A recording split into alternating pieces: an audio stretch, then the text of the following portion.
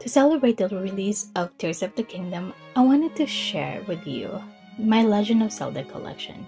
But before we dive into that, let me tell you about my first experience with the franchise. When I was younger, I was all about action-packed games like Contra, Punch-Out, Teenage Mutant Ninja Turtles, Battletoads, you name it, I played it.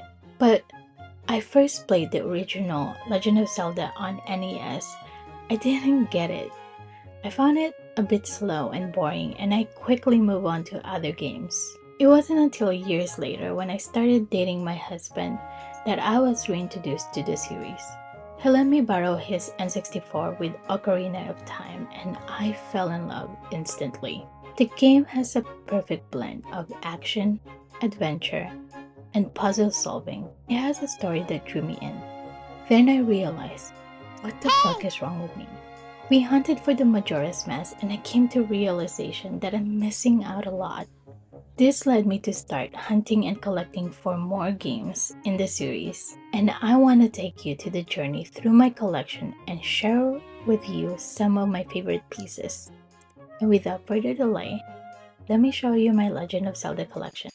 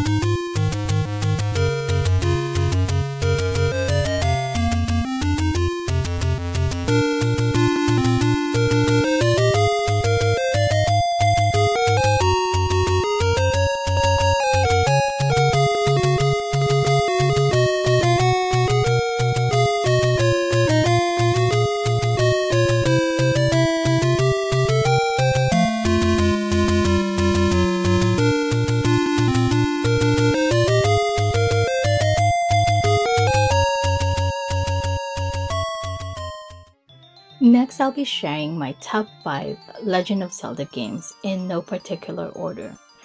These are the games that I think are the most epic, the most memorable, and the most fun to play. The first one is Ocarina of Time. This game is a classic for a reason.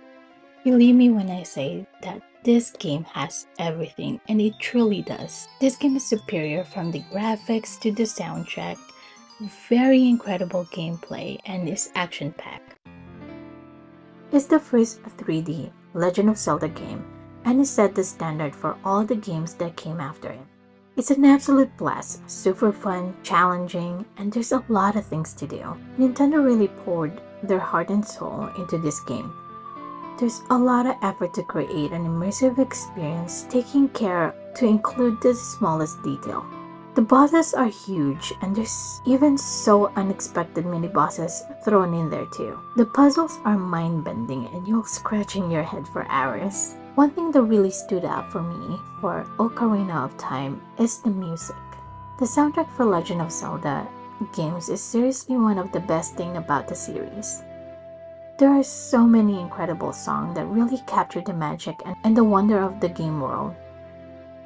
Two of my personal favorites in the Ocarina of Time is Zelda's Lullaby and Song of Time. One of the most memorable for me is fighting Ganondorf for the first time. Not only that Ganondorf is my first boss battle in the franchise, it's such an intense and dramatic encounter that really sets on a stage for the rest of the game. Ganondorf is not just one of the dimensional villain, he is a complex nuanced character with a lot of depth and personality.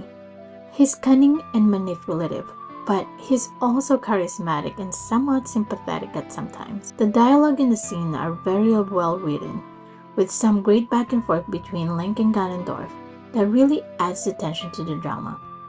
And of course, the music in the scene is incredible. It's this really ominous and haunting melody that perfectly captured the sense of danger and doom surrounds Ganondorf. This game is the most captivating video game experience I've ever had, and I consider it to be the game of the decade. The game's excellence is evident and it has stood up the test of time.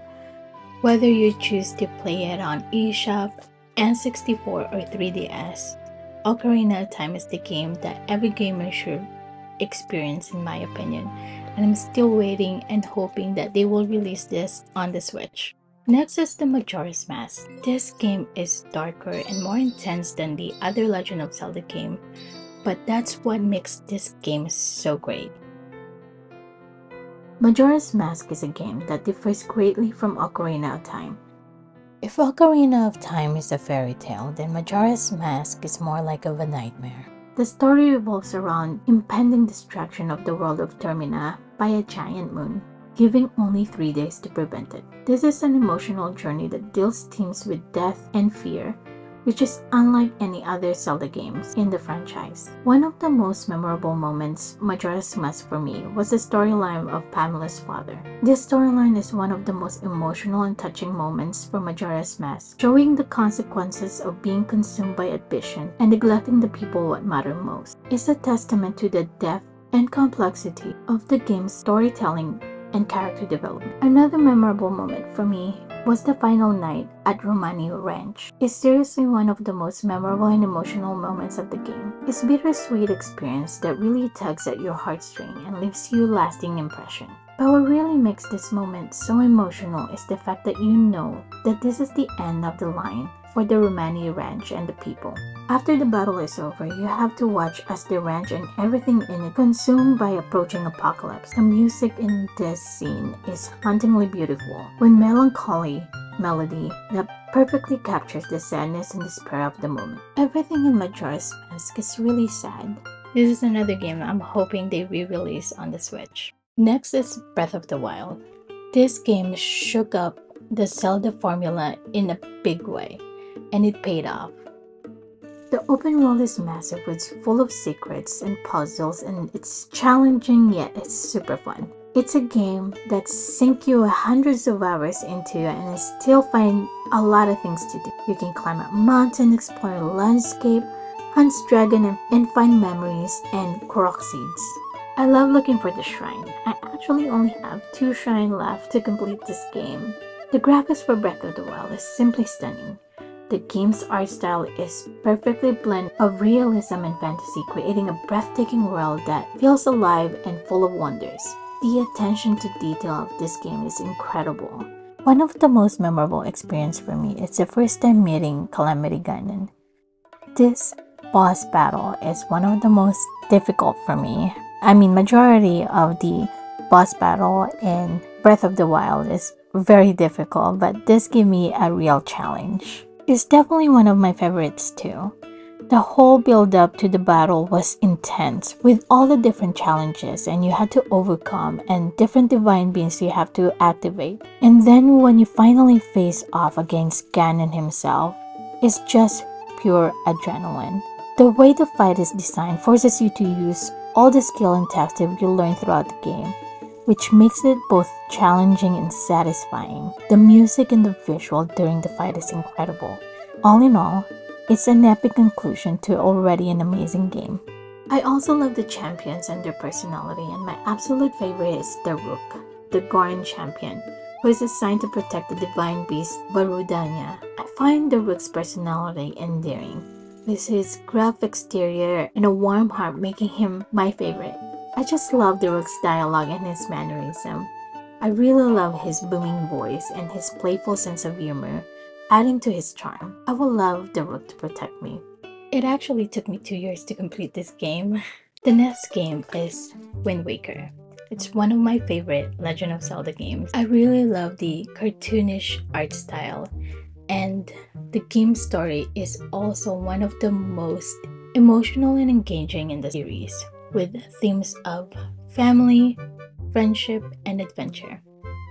I have a soft spot for the Wind Waker. One of the things I love about the Wind Waker is the sense of freedom and exploration it offers. Finding hidden treasure and secrets around the corner. The game's sailing mechanic is so incredibly fun, with players able to control the wind and navigate the seas in search of adventure. The sailing in Wind Waker is hands down my favorite part of the game. There's something about cruising through the vast, beautiful Great Sea.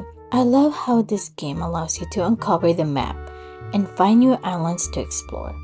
It's so exciting to come across new places and see what they offer, searching for the 8 Triforce species and exploring the dungeon. Honestly, the sailing is what makes Wind Waker stand out from the rest of the Zelda series in my opinion. It's just pure fun and adventure. Another thing that I really enjoyed about the Wind Waker was the combat mechanics. While some people think it might be too easy, I personally love how smooth it is. It was really satisfying to take down enemies and bosses, and the game's well-designed combat system. Let's not forget about the music. It's diverse and memorable, with each island has its own unique theme that captures the mood and atmosphere of the area. The game's main theme, the Great Sea theme, is an iconic and instantly recognizable. The boss battles themes are also memorable and add overall experience. The music in Wind Waker is just a masterpiece for a big reason why the game is so beloved. In my opinion, the soundtrack is hands down the best in the franchise. It's a piece of music that instantly recognizable to anyone who played it and is a testament of skill and talent of the composer Kenta Nagata. Wind Waker is a fantastic addition of the series. I highly recommend playing Wind Waker. Next is the Twilight Princess. This game distinguishes itself from the other series by its mature and serious tone. I think this game is a little bit dark, but not as dark as the Majora's Mask. The storyline is also dark and emotional, dealing with loss, sacrifice, and redemption. One of the unique features of Twilight Princess is the ability to turn into a wolf. This mechanic adds the interesting twist to the gameplay and allows the player to explore the game's world in a new and exciting way. As a wolf, the player can use their heightened senses to detect hidden secrets, navigate obstacles that would be impossible to overcome as Link. The game also features a solid combat system, with Link able to perform a variety of moves and attacks.